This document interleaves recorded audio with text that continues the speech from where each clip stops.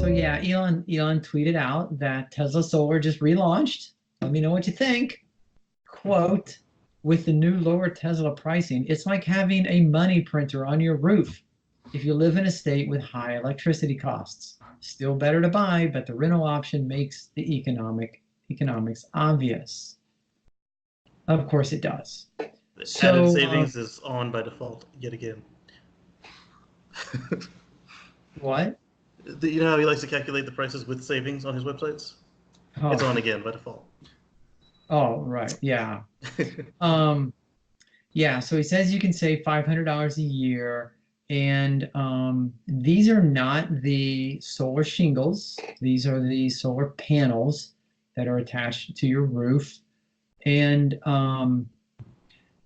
you know I'm going to have to throw it over to Russell and ask, what's the deal with this? Why is he um, coming out with this announcement like now?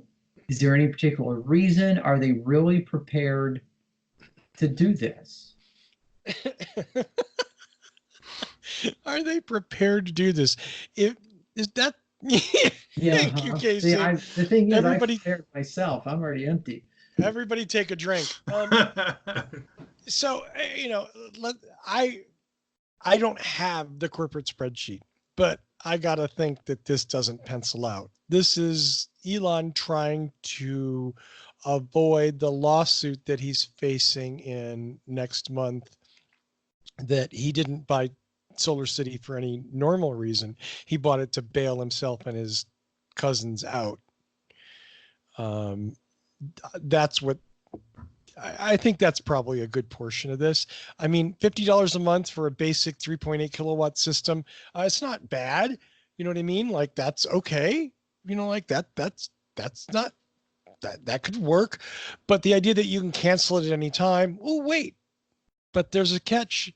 You have to pay $1,500. That's 2 years of rental at $50 a month. You have to pay more if you get a bigger system too. Obviously, the bigger systems cost more per month. I think it's up to $200 a month. So does it make sense? I mean, I'm for anything that puts good solar on more roofs, because that's a good thing for all of us. To me, this is Elon's found a new way to lose money.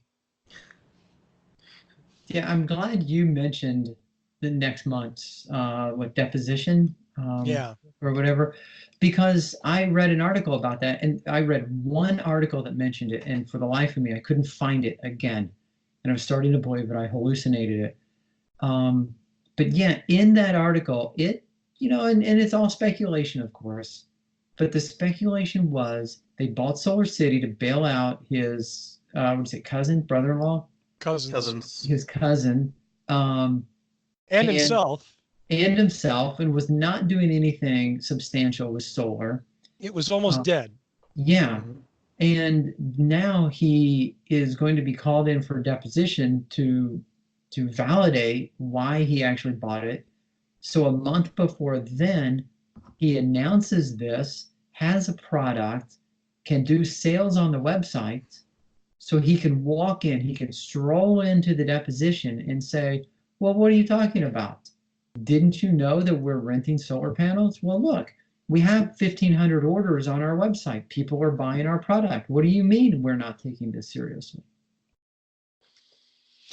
Tony, that almost sounds like a conspiracy theory. No, I mean, the thing is, yes, it sounds like a conspiracy, but the problem is it does kind of seem to make sense. His original tweet about the solar thing came the same day as our next story started. Before we go there, Yeah. So the argument is that one, the batteries are expensive, and two, the places that they're marketing this towards are expensive electricity states. So you would have less of a need to store it because your feed-in tariff would erase the cost of the system. Okay, I can see that. Yeah. So I think not including Powerwall in this, although I think the idea of battery storage and decentralized storage grid is amazing. And we've talked about that a bunch of times in What Drives Us.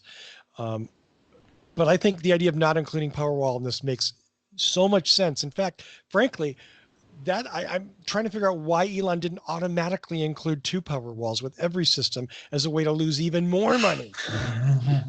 Because he can't make enough of them. Right. But there's Right. no constraint of supply. But yeah, but just there's a think, little mixed communication there. if they had the Way more capacity to cars. make more power walls, they could lose money faster. I mean, just think of the potential.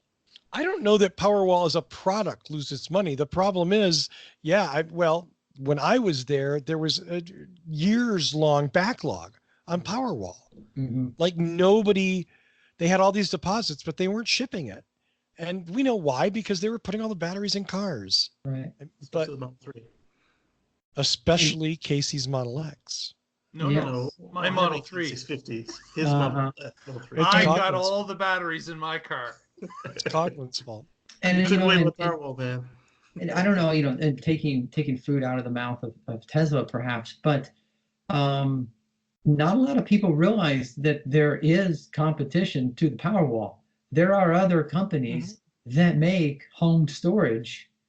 It doesn't have to be a Powerwall. And if you really want one right now, you can cancel your order and you can go buy one from one of these companies that are willing to hand you one next week. Are They you all ready have a to? different. They'll have a different method of how they do the batteries. So like Solar Edge does it differently than Enphase does it differently than Tesla does. So you really gotta, once you find the method you like, if you're not gonna build it yourself, you kind of gotta buy into whichever one you've selected. It has to match your application. So my knowledge on this specific issue goes back a year and a half or so.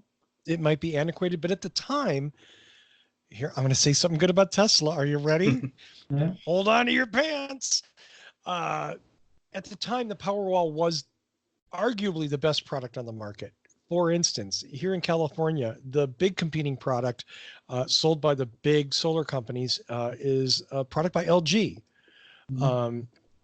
And LG makes great, there's nothing wrong with LG, but so the LG battery can't get hot. It can't be in the sun. It has no thermal management. Whereas Powerwall could be because it has active thermal management.